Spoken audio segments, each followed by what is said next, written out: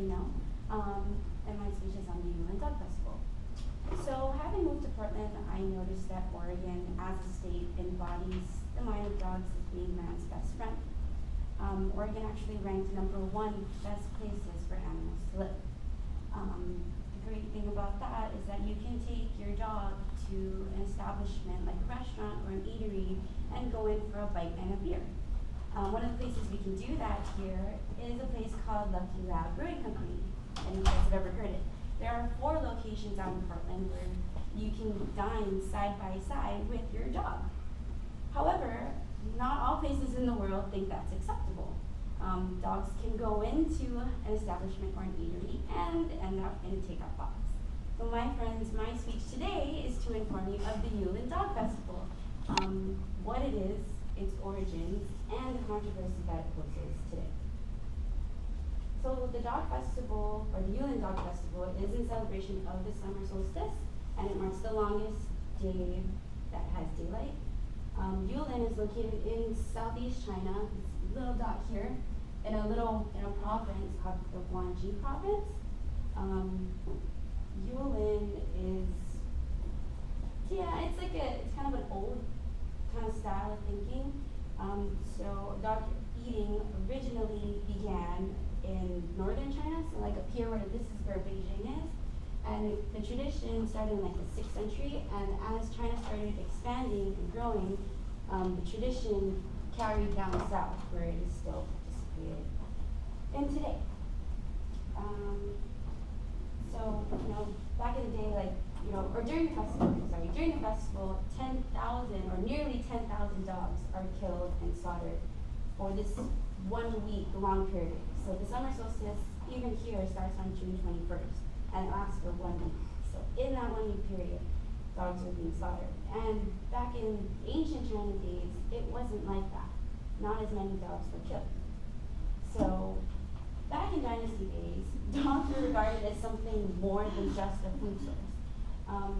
Thus, came about that when they did consume dog, it was more for special ceremonies or dinners. There is this Chinese myth about a dog named Panhu, and the story of Panhu is this, that this dog was the dog of Emperor Ku of the time, and during the Great War, this dog had slain the enemy and brought the enemy's head back to the emperor. And in reward of him helping him take down the enemy, the emperor let Panhu marry his daughter. Mind you, the daughter was a human. So the myth doesn't go further than that, but eventually Panhu and the daughter had many kids later on in the centuries. And in an article called Dogs in the Ancient World by author Joshua J. Mark, he also explains that dogs were buried for ceremonial purposes, or killed and buried. So when they built a home or like a new building, dogs were regarded as like spiritual guardians, so they would kill the dog and bury it in front of the building in hopes that it would be a spiritual guardian forever to keep the building safe. Emperors, well, like I said earlier, emperors ate dogs on special occasions. And the occasion was for like things like the summer solstice.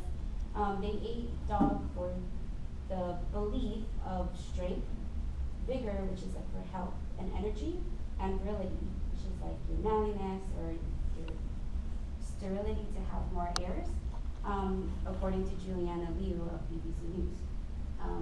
Emperors also dined on dog for their cheeks, and it was believed in their cheeks that reduced the heat in the summer, which I'm assuming brought about the time the period of the tradition began for the summer solstice.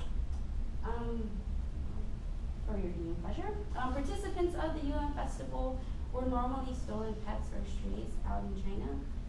Still, Yulin and Beijing participate in the tradition today, which is what's causing a lot of controversy. There are 122 listed restaurants just in that area alone that do serve dog on their menu. According to Chinese author Liu Xiaobing, so many dogs are being eaten and consumed because this tradition has been engraved in their minds for so long that it's just a common practice, and they don't see it to be a problem.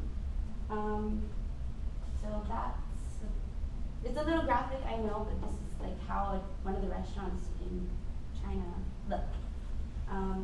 So the media has brought to our attention that people, do this practice, and that's why it's stirring the controversy, like I said. So people like the Humane Society International have gotten involved, and they have been taking, petitions to the government in Yulin saying this isn't humane, I suppose. But still, people continue this practice today, regardless of what other people say. Vice Media has also done a video on YouTube if you look it up, and they go in depth on, participating in the tradition of what we do. In response to any thoughts and feelings you may have on the subject or all the information I provided today, I will leave you with a quote by Herman Heath. He says that every age, every culture, every custom, and tradition has its own character, its own weaknesses, and its own strengths, its beauties and its cruelties. It accepts certain sufferings as a matter of course, puts up patiently with certain evils. Human life is reduced to real suffering, to hell, only when two ages, two cultures, like today, and religions overlap. Thank you.